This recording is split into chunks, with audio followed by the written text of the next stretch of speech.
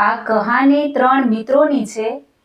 ત્રણેયના નામ, એકનું નામ હતું જ્ઞાન, બીજાનું નામ હતું ધન અને ત્રીજાનું નામ હતું વિશ્વાસ. ત્રણેય ઘણા સારા મિત્રો હતા. ત્રણેય વચ્ચે સમાન પ્રેમ હતો. એક વખત કંઈક કારણસર તેમને અલગ થવું પડ્યું.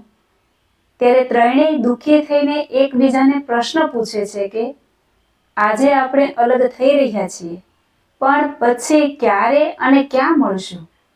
ત્યારે જ્ઞાન કહે, હું મંદિર, મસ્જિદ અને પુસ્તકમાં મળીશ. ધન કહે, હું ધનવાન લોકો પાસે મળીશ.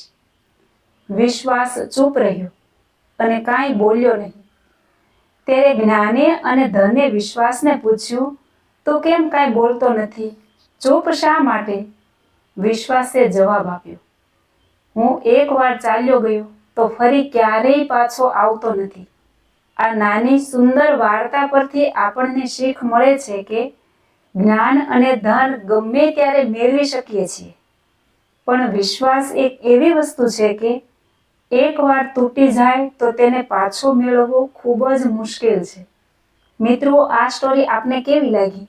જો ગમી હોય તો લાઈક, શેર અને ચેનલને સબસ્ક્રાઈબ કરજો. જય શ્રી સ્વામિનારાયણ.